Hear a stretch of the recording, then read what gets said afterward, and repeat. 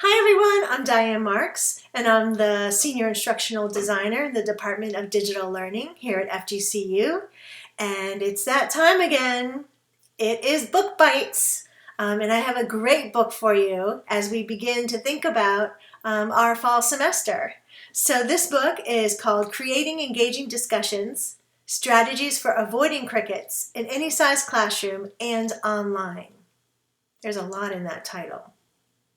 So this book is about how to increase engagement, interest, and rigor in online discussions. Online discussions have gotten to be a little ho-hum.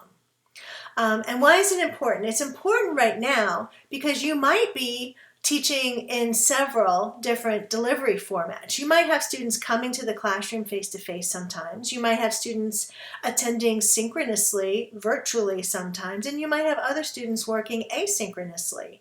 And so one of the biggest concerns with that is, how am I going to create that wonderful sense of community? How am I going to have those really deep, informative discussions that change students' minds, that really help them to understand and learn the nuances of the content?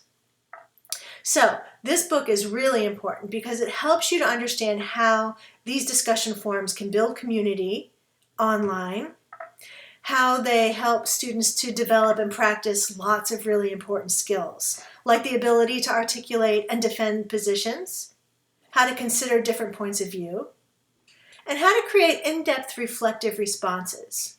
These are incredibly important right now as we are learning at a distance and we need students to be able to articulate what they're learning and what they understand.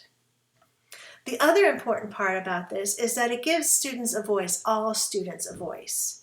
So students who are in the classroom sometimes don't feel that they can jump into the conversation, or students who are working simultaneously may feel like they want to think about what everyone has said first before they have an opinion or they want to post. So this gives students a little bit of that time to think about what they want to say, and then everyone has a voice. So who can use this information? Well, everybody can use it, of course. If you're teaching exclusively online, students can use this. If you are teaching face-to-face, lots of times you run out of time in the classroom for these really deep discussions, and it's a great opportunity to continue the discussion throughout the week after the class is over. And then also, again, if you're working in a flipped classroom model or a blended classroom model, it's a great opportunity to have students begin a discussion and then continue with that discussion in the classroom. So just about anybody can use a discussion forum in their class. So what are the top 3 takeaways? The top 3 takeaways that you're going to want to read this book for. One is the importance of wisely selecting and applying discussion tactics that are particularly aligned with your course, your content, and your students. So it's not a one-size-fits-all.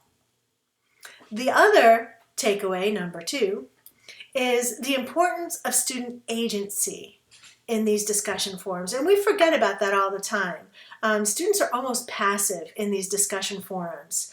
We moderate them, we grade them, we give feedback, we provide the reading, we provide the prompts. It's all us.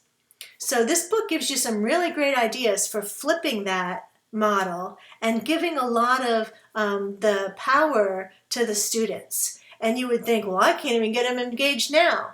But actually giving them more responsibility gets them more engaged. I know it seems counterintuitive. And then finally, the third takeaway is the need and the value of learning from and with others. Again, online learning, learning at a distance, remote learning, it can seem like students are learning all by themselves, and we know that's just not the best way for people to learn.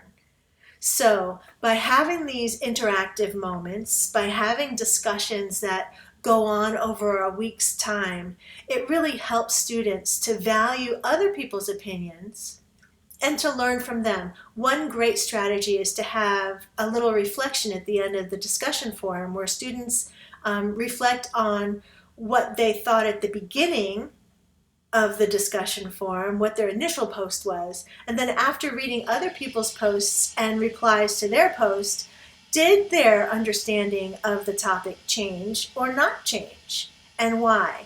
So again, these ideas of reflection take students back around again in that discussion forum, and it gives them something to really think about the value of the discussion in class. So again, this is a great book. I hope you enjoy it. I've really enjoyed it, and I have given it to 1 million people and recommended it to 10 million people. So let me know what you think about it.